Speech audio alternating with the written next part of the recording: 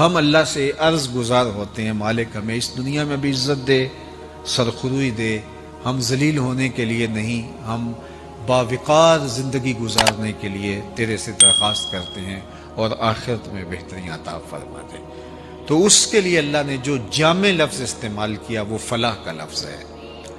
سورہ المومنون کا ابتدائیہ دیکھیے، وہاں بھی پورا ایک نصاب ہے 11 آیات کے اندر، قد افلح المؤمنون، وہاں پورا نصاب دیا گیا ہے۔ اور یہاں بھی اللہ تعالیٰ نے فلاح کا نصاب دیا ہے، لیکن یہاں قدر اختصار کے ساتھ ہے، لہٰذا میں آپ کے سامنے اسی مضمون کو آپ کے سامنے رکھوں گا۔ قد افلح من تزکا، کامیاب وہ ہوا جس نے اپنے من کو ستھرا کر لیا، جس نے باطن کی ستھرائی کر لی، جس نے اندر کی پاکیزگی کا سامان کر لیا۔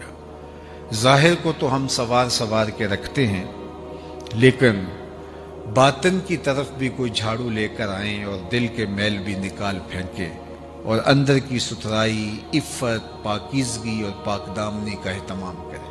یہ ہمارا رب ہم سے متقاضی ہے، اس بات کا ہم سے میرے رب کا تقاضا ہے کہ ہم اپنے اندر کو ستھرا کر لیں۔ فلاح حقیقت میں اسی کا مقصوم ہے جس کی دنیا اور دین دونوں خوبصورت ہو گئے، اور اس نے اپنے باطن کی طرف خاص طور پہ توجہ دی اور اپنا تزکیہ کیا۔ قد افلح من تزکا، کامیاب وہ ہوا جس نے اپنا تزکیہ کیا، جس نے اپنی صفائی کی، جس نے اپنے من کی پاکیزگی کے سامان کیے۔ حضرت عبداللہ بن عمر بن عاص رضی اللہ تعالی عنہ جلیل القدر صحابی ہیں، فرماتے ہیں کہ ہم حضور کی مجلس میں بیٹھے تھے، ہجوم عاشقاں تھا، تو اچانک حضور نے فرمایا کہ صحابہ اگر جنتی دیکھنے کا شوق ہے تو دروازے پہ دیکھو، جو پہلا شخص اب مسجد میں داخل ہوگا وہ جنتی ہوگا۔ تو کہتے ہم نے دروازے کی جانب دیکھا تو ایک بوڑھا بزرگ تشریف لایا، بائیں ہاتھ میں اس نے جوتا پکڑا تھا اور تازہ وضو کے آثار اس کے چہرے پہ حویدہ تھے۔ خیر مجلس اختتام کو پہنچی، ہم بھی گھروں کو لوٹ گئے، وہ بھی واپس چلے گئے۔ دوسرا دن آیا، پھر مجلس جمی، پھر آقا نے دوبارہ ارشاد فرمایا کہ اگر کسی نے جنتی دیکھنا ہو تو دروازے پہ نظر رکھے، جو ابھی شخص دروازے سے مسجد میں داخل ہوگا وہ جنتی ہے۔ تو حضرت عبداللہ بن عمر کہتے ہیں میں نے سوچا کل تو وہ بزرگ تھے، دیکھی آج کچھ کون خوش نصیب آتا ہے، لیکن میں نے غور کیا تو وہی والے بزرگ، بائیں ہاتھ میں جوتا پکڑا ہے اور تازہ وضو کے آثار ان کے چہرے پہ حویدہ ہے۔ تیسرا دن ہوا تو حضور علیہ السلام نے پھر فرمایا اگر جنتی دیکھنے کا شوق ہے تو دروازے پر دیکھو، جو ابھی شخص داخل ہوگا وہ جنتی ہوگا۔ تو ہم نے دیکھا تو تیسرے دن بھی وہی بزرگ اسی حالت میں کہ بائیں ہاتھ میں جوتا اور وضو کے آثار چہرے پہ نمایاں مسجد میں داخل ہوئے۔ مجلس اختتام کو پہنچی، لوگ گھروں کو پلٹنے لگے تو وہ بزرگ بھی اپنے گھر کی جانب چل دیے۔ حضرت عبداللہ بن عمر کہتے ہیں میں ان کے پیچھے چل دیا اور میں نے کہا کہ میں کوئی 2-3 دن آپ کے ساتھ آپ کا مہمان بن کے رہنا چاہتا ہوں، اگر آپ مجھے اس کی اجازت دیں۔ تو اس نے کہا کوئی بات نہیں، آ جاؤ۔ فرماتے ہیں میری لالچ یہ تھی کہ میں دیکھوں اس کا عمل کون سا ہے۔ آقا کریم نے فرمایا جنتی دیکھنے تو دروازے پر، تو تینوں دن یہی برآمد ہوتے رہے، تو کوئی بات تھی نہ کہ جس کی وجہ سے حضور نے فرمایا تو کوئی خاص عمل ہوگا۔ تو کہتے ہیں کہ میں ان کے ہاں چلا گیا، خیر رات پڑی تو انہوں نے بستر بچھا دیا اور خود بھی ایک بستر پہ لیٹ گئے، اور مجھے یہ لالچ تھی کہ میں دیکھوں یہ عمل کون سے کرتے ہیں، لیکن وہ ساری رات سوئے رہے اور میں بظاہر تو یوں تاثر دیا کہ میں سو رہا ہوں، لیکن میں جاگ رہا تھا اور میں اس طاق میں تھا کہ دیکھوں کون کون سے ان کے اعمال ہیں، کیسی کیسی نمازیں ہیں، اذکار کیا ہیں، لیکن وہ ساری رات سوئے رہے الا یہ کہ جب وہ کروٹ بدلتے تھے تو اللہ کا نام لیتے تھے۔ خیر صبح ہوئی، نماز پڑھی، کھیتوں میں چلے گئے، ناشتہ کیا، اسی طرح دوپہر ہوئی، ظہر، عصر، مغرب، پھر اگلے دن میں نے ہو سکتا ہے کل میری وجہ سے انہوں نے اپنے معمولات ترک کر دیے، لیکن جو عادی ہو اس کے لیے روز ترک کرنا بڑا مشکل ہوتا ہے. چلو آج صحیح. تو اگلے دن پھر میں نے دیکھا تو کوئی خاص عمل نہیں تھا سوائے اس کے کہ جب کروٹ بدلے تو اللہ کا نام لے. پھر دن گزر گیا. پھر تیسرے دن پھر میں نے طاق میں رہا کہ میں دیکھوں، لیکن تیسرا دن بھی انہوں نے رات سو کے گزاری اور کوئی خاص معمول ان کا نہیں تھا. خیر جب صبح ہوئی، ناشتہ ہوا، تو میں نے کہا کہ میں واپس جا رہا ہوں، میرے 3 دن پورے ہو گئے، لیکن میں ایک لالچ میں آپ کے پاس رکا تھا. آقا کریم نے فرمایا تھا جنتی دیکھنا ہے تو دروازے پر دیکھو، اور یہ 3 دن تک حضور فرماتے رہے اور 3 دن تک آپ کو ہی ہم دیکھتے رہے. تو ہمیں لگا کوئی خاص عمل ہوگا، لیکن 3 دن گزرنے کے باوجود ہم نے کوئی خاص عمل نہیں دیکھا.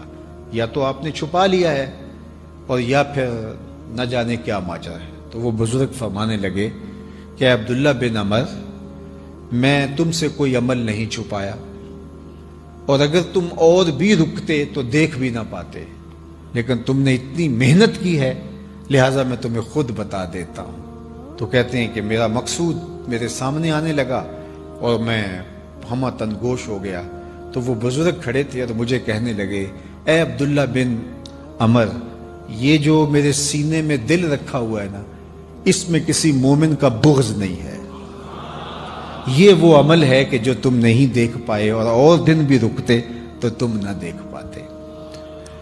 تو آج ہمارا تو مسئلہ یہ ہے، ہمارے اوپر کچھ اور ہوتا ہے، ہمارے اندر کچھ اور ہوتا ہے، اور ہماری محنت اس کو صاف کرنے کی نہیں ہے، اس کو صاف کرنے کی ہے. میاں صاحب نے کہا تھا شیشے اتے کٹا جمیا تے کنداں چاڑی جاندے.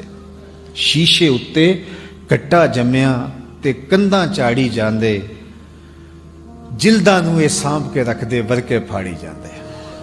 ہمارا سارا زور پیکنگ پہ ہے، لیکن جو اندر ہے اس پہ ہمارا زور نہیں ہے، جس کی وجہ یہ ہے کہ ہم اندر سے بہت کھوکھلے، بہت میلے کچیلے، بہت کمزور، بہت گندے، اور باہر سے بہت ستھرے.